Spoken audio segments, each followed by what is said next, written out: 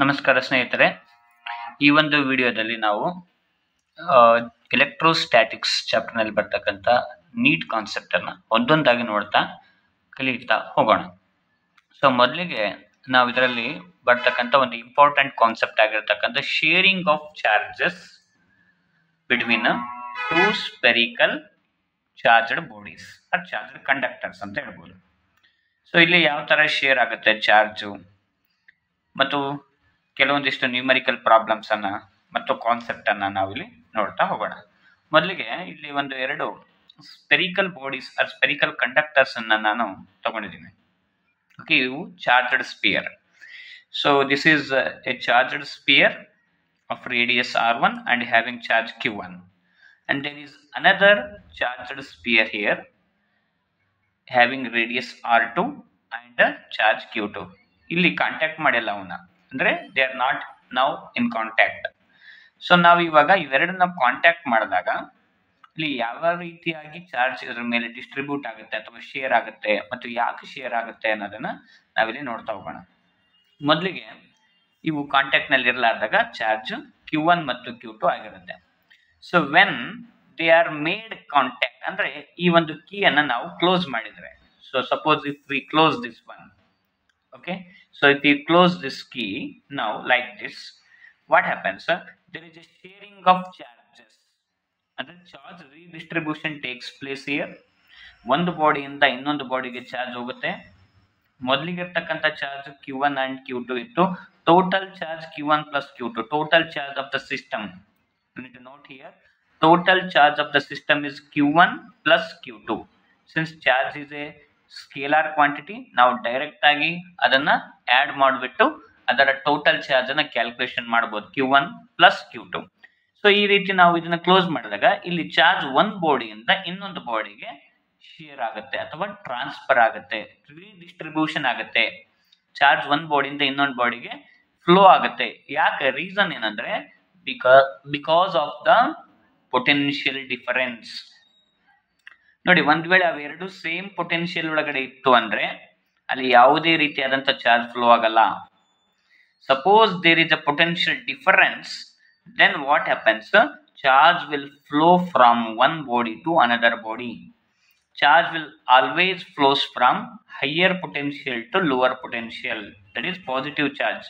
Positive charge always flows from higher potential to lower potential. Suppose ಇಲ್ಲಿರ್ತಕ್ಕಂಥ ಕೆಲವೊಂದಿಷ್ಟು charge ಇಲ್ಲಿ flow ಆಯ್ತು, ಇವಾಗ ಇದರ ಮೇಲೆ ಇರ್ತಕ್ಕಂಥ ಒಂದು ಟೋಟಲ್ ಚಾರ್ಜ್ ಚೇಂಜ್ ಆಯ್ತು. ಇವಾಗ ಲೆಟಸ್ ಇದರ ಮೇಲೆ ಇರ್ತಕ್ಕಂಥ ಒಂದು ಟೋಟಲ್ ಚಾರ್ಜ್ q1 ಡ್ಯಾಶ್, ನಾವು ಇಲ್ಲಿರ್ತಕ್ಕಂಥ ಸಮ್ ಆಫ್ ದ ಚಾರ್ಜ್ ಇಲ್ಲಿ ಫ್ಲೋ ಆಗಿ ಇದರ ಮೇಲೆ ಅದು ಸ್ಟೋರ್ ಆಗ್ತದೆ, ಅದು ಇದರ ಮೇಲೆ ರಿಸೈಡ್ ಆಗುತ್ತೆ.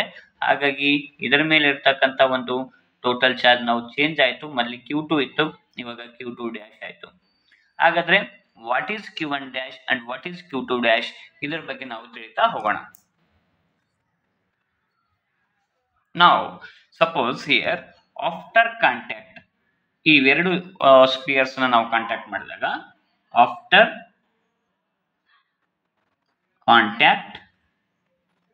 after contact charges flows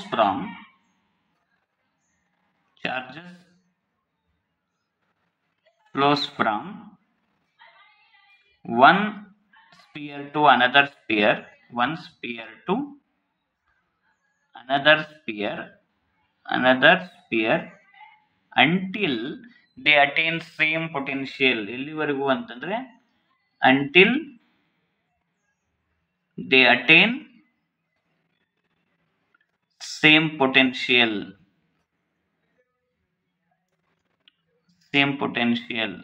ಅಂದ್ರೆ ಎರಡಕ್ಕೂ ಸೇಮ್ ಪೊಟೆನ್ಷಿಯಲ್ ಬರೋವರೆಗೂ ಚಾರ್ಜ್ ಒಂದ್ ಬಾಡಿಯಿಂದ, ಅಂದ್ರೆ ಈ ಕಡೆಯಿಂದ ಈ ಕಡೆ ಆದ್ರೂ ಹೋಗ್ಬೋದು, ಈ ಕಡೆಯಿಂದ ಈ ಕಡೆ ಆದ್ರೂ ಹೋಗ್ಬೋದು, depending upon their potential. Higher potential ಇಂದ ಲೋವರ್ ಪೊಟೆನ್ಷಿಯಲ್ಗೆ ನಾವು ಲೇಟೆಸ್ಟ್ ಇದರಿಂದ ಈ ಕಡೆ ಟ್ರಾನ್ಸ್ಫರ್ ಆಯ್ತು ಅಂತ ನಾವು ಅಸ್ಯೂಮ್ ಮಾಡ್ಕೊಳ್ಳೋಣ. ಎಲ್ಲಿವರೆಗೂ ಟ್ರಾನ್ಸ್ಫರ್ ಆಗುತ್ತೆ? ಕಂಟಿನ್ಯೂಸ್ ಆಗಿ ಟ್ರಾನ್ಸ್ಫರ್ ಆಗತ್ತಾ? ಇಲ್ಲ, ಕಂಟಿನ್ಯೂಸ್ ಆಗಲ್ಲ. ಇವು ಎರಡಕ್ಕೂ ಸೇಮ್ ಪೊಟೆನ್ಷಿಯಲ್ ಬರೋವರೆಗೂ. ಸಪೋಸ್ ಇದು ಒಂದು 5 ವೋಲ್ಟ್ ಇತ್ತು ಅಂತ ಹೇಳಿದ್ರೆ ಪೊಟೆನ್ಷಿಯಲ್, ಇದು 3 ವೋಲ್ಟ್ ಇತ್ತು ಅಂತ ಹೇಳಿದ್ರಿ. ಸೊ ಇದು ಹೈಯರ್ ಪೊಟೆನ್ಷಿಯಲ್, ಇದು ಲೋವರ್ ಪೊಟೆನ್ಷಿಯಲ್. ಈಗ ಚಾರ್ಜ್ ಇದಕ್ಕೆ ಟ್ರಾನ್ಸ್ಫರ್ ಆಗ್ತಾ ಹೋದಂಗೆಲ್ಲ ಇದರ ಪೊಟೆನ್ಷಿಯಲ್ ಡಿಕ್ರೀಸ್ ಆಗುತ್ತೆ, ಇದರ ಪೊಟೆನ್ಷಿಯಲ್ ಇನ್ಕ್ರೀಸ್ ಆಗುತ್ತೆ. ಲೆಟ್ ಅಸ್ ಸೇ ಇದು ಕಡಿಮೆ ಆಗ್ತಾ ಆಗ್ತಾ 4 ವೋಲ್ಟ್ ಬಂತು, ಇದು 3 ವೋಲ್ಟ್ ಇತ್ತಲ್ಲ, ಸೊ ಇದು ಜಾಸ್ತಿ ಆಗುತ್ತೆ, ಚಾರ್ಜ್ ಜಾಸ್ತಿ ಆಗ್ತಾ ಬರುತ್ತೆ ಇಲ್ಲಿ. ಸೊ 3 ವೋಲ್ಟ್ ಇದ್ದು 4 ವೋಲ್ಟ್ ಆಯ್ತು, ಎರಡು 4 ವೋಲ್ಟ್ ಬಂತು ಅಂದಾಗ ಅವೆರಡು ಸೇಮ್ ಪೊಟೆನ್ಶಿಯಲ್ ಬರುತ್ತೆ, ಅಲ್ಲಿ ಸ್ಟಾಪ್ ಆಗುತ್ತೆ. Until they attain same potential charge transfer takes place here. Okay, so condition ಏನು ಹಾಗಾದ್ರೆ? So after complete transfer of the charges, ಈಗ ಸ್ಟಾಪ್ ಆಯ್ತು. ಸೊ ಅಂದ್ರೆ ಇಲ್ಲಿಂದ ಇಲ್ಲಿಗೆ ಚಾರ್ಜ್ ಫ್ಲೋ ಆದ್ಮೇಲೆ ಸ್ಟಾಪ್ ಆದಾಗ ಕಂಡೀಷನ್ ಏನಿರುತ್ತೆ ಅಂದ್ರೆ, ಸೊ ಅವುಗಳ ಪೊಟೆನ್ಶಿಯಲ್ ಸೇಮ್ ಆಗಿರುತ್ತೆ. That is potential of V1 now is equals to potential of V2. I can say here the final potential now. Final situation after contact. Okay, what is the formula of the potential of the charged sphere? 1 divided by 4 pi epsilon naught. The charge value is q1 dash divided by radius r1. Now what is the potential of this sphere now? 1 divided by 4 pi epsilon naught. Charge value, this is q1 dash, this is q2 dash divided by r2. So I can cancel now these two values, and now I can have the relation q1 dash divided by r1 is equals to q2 dash divided by r2. This relation we have. Or I can have q1 dash divided by q2 dash. This one I am taking here is equals to r1 divided by r2. r1 divided by r2. Okay, so now adding both side plus 1.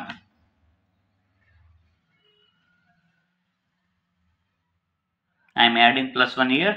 So to the right side also I am adding plus 1. I can have now the relation q1 dash plus q2 dash whole divided by q2 dash is equals to r1 plus r2 whole divided by r2. Now we have the total charge after contact. This is nothing but the total charge before contact, because according to law of conservation of electric charges, the total charge before contact is equals to total charge after contact by law of conservation of charges.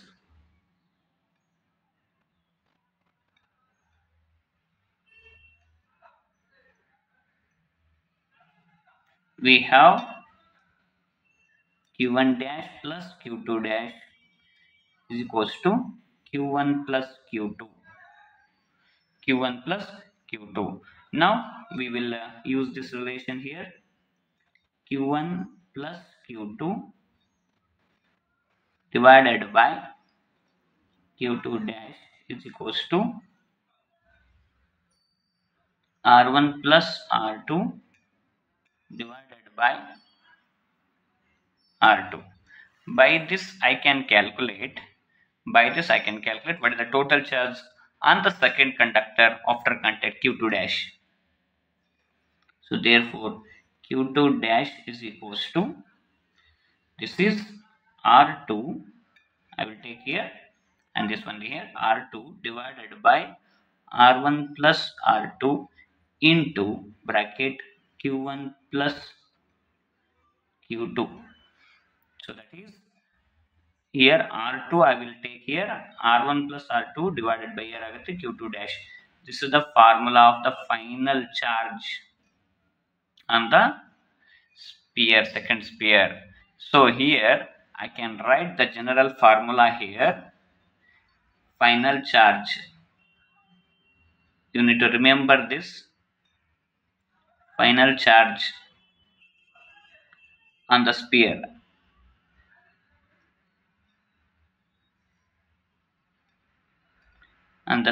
is equals to radius of the sphere and other radius, ಯಾವ sphere ಬೇಕು ಅದರ radius of the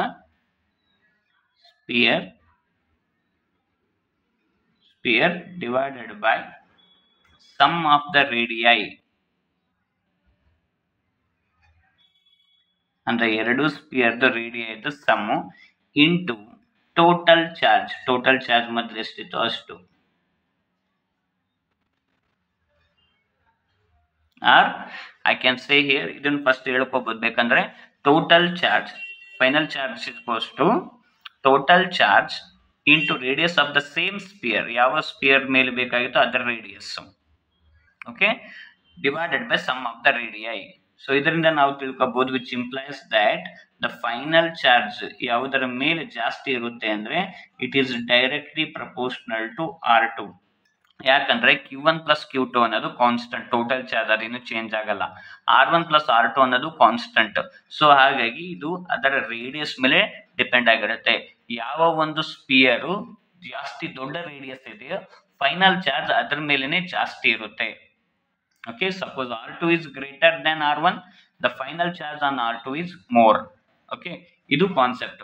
ಅದೇ ರೀತಿ ನಾವು ಇದೇ ಒಂದು ರೀತಿ ಒಳಗಡೆನೆ ನಾವು ಇನ್ನೊಂದು ಫಾರ್ಮುಲಾವನ್ನು ಕೂಡ ನೋಟ್ ಮಾಡ್ಕೋಬಹುದು. Very quickly we will see that here itself.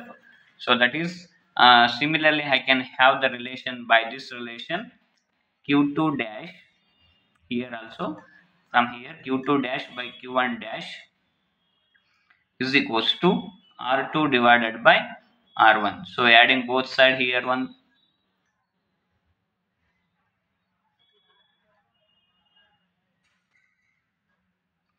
so what you will get here, Q2 dash plus Q1 dash divided by Q1 dash is equals to R1 plus R2 or R2 plus R1 divided by R1 ಬರುತ್ತೆ. So therefore here so same Q1 dash plus Q2 dash is equals to ಯಾವ ರೀತಿ ನಾವು Q1 plus Q2 ತಗೊಂಡು ಇಲ್ಲಿ ಕೂಡ ಅದೇ ತರ Q1 plus Q2 divided by Q1 dash is equals to R1 plus R2 divided by R1. So here I can have Q1 dash is equals to, so total charge that is our radius R1 divided by R1 plus R2 into total charge Q1 plus Q2. So ಈ ತರ ನಾವು relation ಕೂಡ ತಗೋಬಹುದು. ಇಲ್ಲಿ ನೀವು observe ಮಾಡಬಹುದು Q1 dash ಅನ್ನೋದು R1 ಮೇಲೆ ಡೈರೆಕ್ಟ್ಲಿ ಪ್ರಪೋರ್ಷನಲ್ ಇರುತ್ತೆ. Okay, so that is Q1 is directly proportional to R1. Okay, so here I can say here the sphere with more radius has more charge, the sphere with less radius has less charge finally. So based on the concept we discussed till now, we will now discuss a few of the competitive problems. First basic problems in ನಾವು ನೋಡೋಣ. ಏನ್ question ಇದೆ ಅಂದ್ರೆ, there are two metallic spheres of same radii but one is solid sphere ಇದೆ, ಇನ್ನೊಂದು ಹಾಲೋ spear ಇದೆ, ಎಂಟಿ ಇದೆ, ಒಳಗಡೆ ಒಂದು ಸಾಲಿಡ್ ಇದೆ, ಇನ್ನೊಂದು ಎಂಟಿ ಇದೆ. ಹಾಗಾದ್ರೆ ಆಪ್ಷನ್ಸ್ ಏನು? Solid sphere can be given more charge, solid sphere ಜಾಸ್ತಿ ನಾವು ಚಾರ್ಜ್ ನ ಕೊಡಬಹುದು ಅದು ಸಾಲಿಡ್ ಇರೋದ್ರಿಂದ ಅಂತ ಹೇಳ್ತಿದ್ರೆ. Hollow sphere can be given more charge, hollow sphere ಜಾಸ್ತಿ ಕೊಡಬಹುದು. They can be charge equally, ಎರಡು ಈಕ್ವಲ್ ಆಗಿ ಚಾರ್ಜ್ ಆಗ್ತದೆ, ನಾನು ಯಾವುದು ಅಲ್ಲ ಅಂತ ಕೊಡಿದೆ. ಸೊ ನಾವು ಇಲ್ಲಿವರೆಗೆ ಡಿಸ್ಕಷನ್ ಮಾಡಿರ್ತಕ್ಕಂಥದ್ದು ನೋಡಿದಾಗ charge on a sphere is now depends on its radius, ಇದರ ಒಂದು ರೇಡಿಯಸ್ ಮೇಲೆ ಡಿಪೆಂಡ್ ಇರುತ್ತೆ. It is not depends on mass ಆಗಿರ್ಬೋದು ಅಥವಾ ಅದರ ಡೆನ್ಸಿಟಿ ಆಗಿರ್ಬೋದು, ಈ ತರದ ಫ್ಯಾಕ್ಟರ್ಸ್ ಮೇಲೆ ಇದು ಡಿಪೆಂಡ್ ಆಗಿರಲ್ಲ. ನಾವು ನೋಡಿರ್ತಕ್ಕಂಥ ಫಾರ್ಮುಲಾಸ್ ಅಲ್ಲಿ ನೋಡಿ, charge on the conductor after contact you can observe here. So we have, if charge on the first sphere you want the total charge I can say here Q1 plus Q2 or Q ಅಂತ ತಗೋಬಹುದು, ಅದನ್ನ into radius of that sphere divided by sum of the radii ಅಂತ ಹೇಳ್ತೀವಿ. So ಇದು radius ಮೇಲೆ depend ಆಗಿರುತ್ತೆ. Okay, so ಎರಡರದ್ದು radius same ಇರೋದ್ರಿಂದ it may be solid or hollow, ಎರಡರದ್ದು ರೇಡಿಯಸ್ ಇರೋದ್ರಿಂದ ಅವೆರಡರದ್ದು ಚಾರ್ಜ್ ಅನ್ನ ನಾವು ಈಕ್ವಲ್ ಆಗಿ ಮಾಡಬಹುದು. Both can be charged equally. So therefore ಇದಕ್ಕೆ ಸರಿಯಾಗಿರ್ತಕ್ಕಂಥ ಒಂದು ಆಪ್ಷನ್ ಯಾವುದಂದ್ರೆ ಥರ್ಡ್ ಆಪ್ಷನ್ ಸರಿಯಾಗಿರ್ತಕ್ಕಂಥ, they can be charged equally. So ಇನ್ನೊಂದು ಕ್ವಶನ್ ನಾವಿಲ್ಲಿ ನೋಡೋಣ. two metallic spheres of radii 1 centimeter and 3 centimeter are given charges of minus 1 into 10 power minus 2 coulomb and 5 into 10 power minus 2 coulomb respectively. ಅಂದರೆ 1 ಸೆಂಟಿಮೀಟರ್ಗೆ ಇರ್ತಕ್ಕಂಥ ಸ್ಪೇರ್ಗೆ ಇಷ್ಟು charge, 3 ಸೆಂಟಿಮೀಟರ್ಗೆ ಇರುವಂಥದ್ದು ಇಷ್ಟು charge ಅನ್ನು ಕೊಟ್ಟಿದ್ದಾರೆ. If these two are connected by conducting wire, contact ಮಾಡಿದ್ದಾನೆ. After contacting you calculate final charge on the bigger sphere. Bigger sphere ಅಂತಂದ್ರೆ ಇಲ್ಲಿ ಯಾವುದು, ಇವೆರಡರಲ್ಲಿ ಬಿಗರ್ ಯಾವುದಪ್ಪ ಅಂದ್ರೆ 3 ಸೆಂಟಿಮೀಟರ್. ಈ 3 ಸೆಂಟಿಮೀಟರ್ ಸ್ಪಿಯರ್ ಇರ್ತಕ್ಕಂತಹ ರೇಡಿಯಸ್ ಇರ್ತಕ್ಕಂತಹ ಸ್ಪಿಯರ್, ಇದರ ಮೇಲೆ ಫೈನಲ್ ಚಾರ್ಜ್. ಏನ್ ಫಾರ್ಮುಲಾ ಅಂದ್ರೆ ಇಲ್ಲಿ ನಾನು Q2 dash is equals to total charge ಅವೆರಡರ ಮೇಲೆ ಇರೋದು into radius of the same radius of the same sphere divided by sum of the radii r1 plus r2. Okay, what is total charge? Total charge ಇವೆರಡನ್ನ add ಮಾಡಿದಾಗ so ಇದು minus 1 into 10 power minus 2 plus 4 plus 5 into 10 power minus 2, total 4 into 10 power minus 2 ಬಂತು into radius of the same radius ಅಂದ್ರೆ 3 centimeter divided by sum of the radius ಅಂದ್ರೆ 4 centimeter. So 4 cancel ಆಗಿಬಿಟ್ಟು 3 into 10 power minus 2 coulomb. So this is the answer. So the answer is 3 into 10 power minus 2 coulomb. Okay, ಇನ್ನೊಂದು ಸಮಸ್ಯೆ ನೋಡೋಣ ಇವಾಗ. 2 identical metal sphere possesses 60 coulomb and minus 20 coulomb of charges. They are brought in contact and then separated by 10 centimeter. The force between them ಇಷ್ಟಿರುತ್ತೆ ಅಂತ ಕೇಳಿದ್ರೆ ಏನಿಲ್ಲ, ಎರಡು identical, ಇದು ಒಂದು ಇಂಪಾರ್ಟೆಂಟ್ ಒಂದು ರಿಸಲ್ಟ್, ಇದು ಐಡೆಂಟಿಕಲ್ ಮೆಟಲ್ ಸ್ಪಿಯರ್ ಅನ್ನೋದು. ಸೊ ಇದು ನಾವು ಜನರಲ್ ಫಾರ್ಮುಲಾ ಪ್ರಕಾರ ನೋಡೋದಾಯ್ತಂದ್ರೆ Q1 ಡ್ಯಾಶ್ ನೋಡೋದಾಯ್ತಂದ್ರೆ total charge that is Q1 plus Q2, total charge Q1 ಅಂತ ತಗೋಬಹುದು, ಅದಕ್ಕೆ Q1 ಪ್ಲಸ್ Q2 ಅಂತ ತಗೋಬಹುದು. Radius of the same radius sphere that is, ಇಲ್ಲಿ ನೋಡಿ ಎರಡು ಐಡೆಂಟಿಕಲ್ ಇರೋದ್ರಿಂದ ಎರಡರದ್ದು ಸೇಮ್ ಇರುತ್ತೆ, R1 and R2. Okay, so ಇಲ್ಲಿ R1 ಬದಲಿಗೆ ನಾನು R ಅಂತ ತಗೊಂತಾ ಇದ್ದೀನಿ. So R1 plus R2 that is R1 plus R2, R1 plus R same ಇರುತ್ತಲ್ಲ, ರೇಡಿಯಸ್ ಐಡೆಂಟಿಕಲ್ ಇರೋದ್ರಿಂದ. ಸೊ ಇದು ಏನಾಗುತ್ತೆ ಅಂದ್ರೆ 2R ಆಗುತ್ತೆ. Okay, so this one here itself I will take here 2R. So R cancel ಆಗಿಬಿಟ್ಟು similarly you will get here Q1 plus Q2 divided by 2. Similarly, we will get here same value also for Q2 dash. So Q1 dash ಮತ್ತು Q2 dash ಎರಡು equal ಇರ್ತವೆ ಈ ಕೇಸಲ್ಲಿ. So ಇದು ಒಂದು special result ಆಗುತ್ತೆ ಇದಕ್ಕೆ. So if identical spheres are there and they made contact, the final charge on them will be Q1 plus Q2. Total charge add ಮಾಡೋದು ಡಿವೈಡ್ ಬೈ 2 ಮಾಡೋದು. ಅದರ ಪ್ರಕಾರ ನಾವು ನೋಡೋದಾಯ್ತಂದ್ರೆ ಈ ಒಂದು ಫೈನಲ್ ಚಾರ್ಜಸ್ ಏನಿದೆ ನೋಡಿ, ಇವೆರಡನ್ನ ಆಡ್ ಮಾಡಿದ್ರೆ 60 minus 20 divided by 2 ಕೂಲಮ್ಸ್ ಅಲ್ಲಿ ಇರೋದ್ರಿಂದ 40 minus 2 is 20 ಕೂಲಮ್ ಆಯ್ತು. ಓಕೆ, ಸೊ ಇವೆರಡರ ನಡುವೆ ಫೋರ್ಸ್ ಕೇಳಿದಾನೆ ಇವಾಗ. Force is equals to 1 divided by 4 pi epsilon naught that I will k ಅಂತ ತಗೊಂತೀನಿ. So Q1 dash into Q2 dash divided by R square. So ಇದ್ರ ವ್ಯಾಲ್ಯೂ ಬಂದು 9 into 10 power 9 into Q1 into Q2 20 into 20 divided by R square. 10 centimeter ಇದೆ ಅಲ್ಲ, R 10 centimeter ನ metre convert ಮಾಡಿದ್ರೆ 0.1 metre ಆಗುತ್ತೆ. That is 10 power minus 1 metre. Square ಮಾಡಿದ್ರೆ 10 power minus 2 ಆಯಿತು. So look at here, 10 power 9 ಇದೆ, ಇಲ್ಲೊಂದು 0 ಇದೆ, 10 power 10 ಆಯಿತು, 10 power 11 ಆಯಿತು, ಇದು ಒಂದು 10 power 13, ಇದು 2 ಮೇಲೆ ಹೋಯ್ತು. ಉಳಿದಿರೋದೆಷ್ಟು 2 into 2 into 9, 2 into 2 4 into 9 36.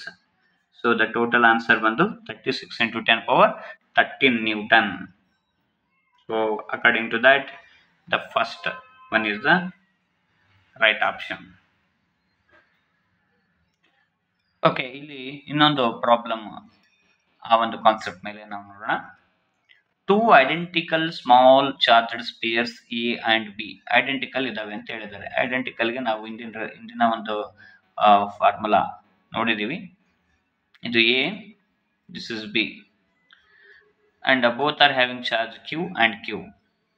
Okay, are separated by some distance. ಎಷ್ಟು ಡಿಸ್ಟೆನ್ಸ್ ಅಲ್ಲಿ ಸಪರೇಟ್ ಆಗಿದ್ದಾರೆ. Force between them is F ಅಂತ ಹೇಳಿದ್ದಾರೆ. So F, force between them is F.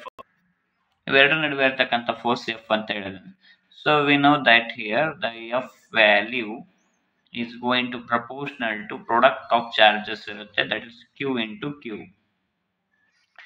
So ಇದು ಫಸ್ಟ್ ಕೇಸ್ ಅಲ್ಲಿ ಈ ತರ ಇರುತ್ತೆ, ಎಷ್ಟೇ ಡಿಸ್ಟೆನ್ಸ್ ಆರ್ ಅಂತ ತಗೊಳ್ಳೋಣ.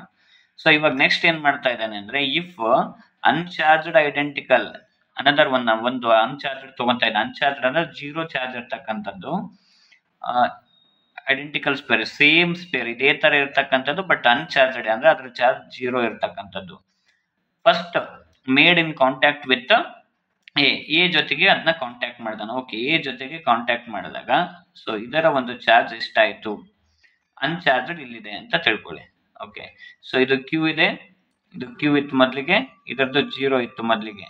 ಸೊ ಇದನ್ನ ನಾವು ತಗೊಂಡ್ಬಿಟ್ಟು ಎ ಜೊತೆ ಕಾಂಟ್ಯಾಕ್ಟ್ ಮಾಡಿದಾಗ so q1 plus q2 divide by 2 ಅಂದ್ರೆ q1 is q plus 0 q2 divided by 2. ಇದರ ಚಾರ್ಜ್ q1 q ಬೈ 2 ಆಯ್ತು. ಹಾಗಾದ್ರೆ ಇದರ ಒಂದು ಸಿ ಅಂತ ತಗೊಂಡು ಇದರ ಚಾರ್ಜ್ ಕೂಡ q ಬೈ 2 ಆಯ್ತು. So here I will write here q1 plus q2 divided by 2 formula identical ಇತ್ತು ಅಂದ್ರೆ charge on each pair, so that is q by 2 ಆಗುತ್ತೆ. ಇದ್ರ ಮೇಲೆ q ಬೈ 2 ಆಯ್ತು. ಇವಾಗ ಏನ್ ಮಾಡ್ತಾ ಇದ್ದಾನೆ, ಇದನ್ನ ತಗೊಂಡೋಗ್ಬಿಟ್ಟು ಬಿ ಜೊತೆ ಕಾಂಟ್ಯಾಕ್ಟ್ ಮಾಡ್ತಾನೆ. ಓಕೆ, ಸೊ ಅಂದ್ರೆ ಇವಾಗ ಏನಾಯ್ತು, ಬಿ ಜೊತೆ ಕಾಂಟ್ಯಾಕ್ಟ್ ಮಾಡಿದಾಗ ಇವೆರಡರದ್ದು ಬಿ ಮತ್ತು ಸಿ ಏನಾಗುತ್ತೆ ಅಂದ್ರೆ q1 value is q by 2 plus q whole divided by 2 ಆಗುತ್ತೆ.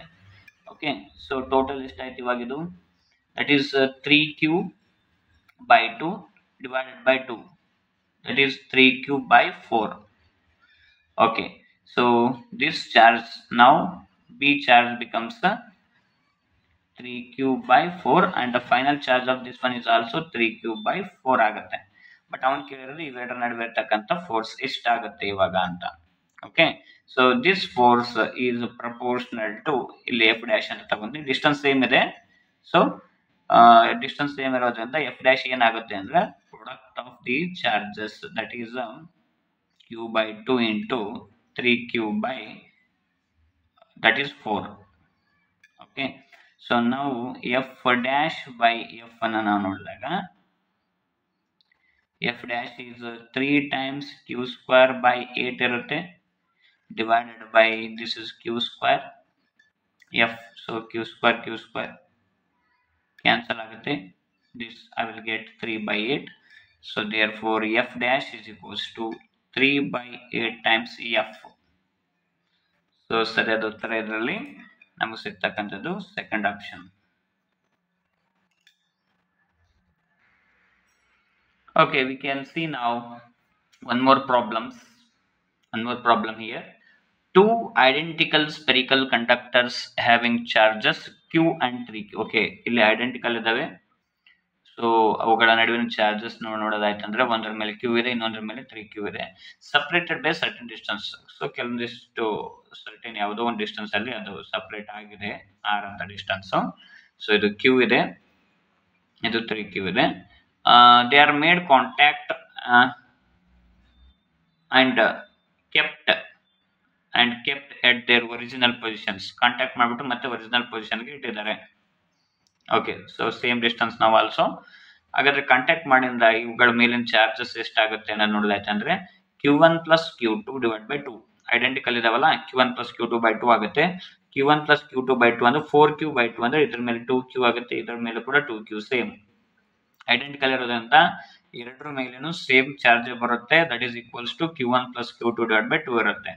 ಹಾಗಾದ್ರೆ ಇವುಗಳ ನಡುವಿನ ಫೋರ್ಸ್ ರೇಷಿಯೋ ಕೇಳಿದ್ರೆ ratio of their forces before contact ಮಾಡೋಕ್ಕಿಂತ ಮುಂಚೆ ಏನ್ ಫೋರ್ಸ್ ಇತ್ತು, ಇವಾಗ ಏನ್ ಫೋರ್ಸ್ ಇದೆ, ಅವುಗಳ ಒಂದು ರೇಷಿಯೋವನ್ನು ನೀವು ಕ್ಯಾಲ್ಕುಲೇಷನ್ ಮಾಡಿ ಅಂತ ಹೇಳಿದ್ದಾನೆ. ಸೊ ಇಲ್ಲಿ ಎಫ್ ಮೊದಲಿಗಿರ್ತಕ್ಕಂಥ ಒಂದು force directly proportional to the product of the charges ಇರೋದ್ರಿಂದ q ಇಂಟು 3q. ಸೊ ಇಲ್ಲಿ F dash is proportional to, so the charges now is 2q into 2q. So ratio ತಗೊಳ್ಳೋಣ, f by f dash is equals to q into 3q divided by 2q into 2q. So q get cancels here. So 3 divided by 2 into 2, 4. The ratio becomes here 3:4. So the correct option is here first one. Okay. So so ಇಲ್ಲಿಗೆ ನಾವು ಈ ಕಾನ್ಸೆಪ್ಟನ್ನ ಕೆಲವೊಂದಿಷ್ಟು ಪ್ರಾಬ್ಲಮ್ಸನ್ನು ಮುಕ್ತಾಯ ಮಾಡ್ತಾ ಇದ್ದೀವಿ.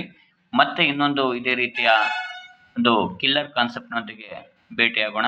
ನಮಸ್ಕಾರ.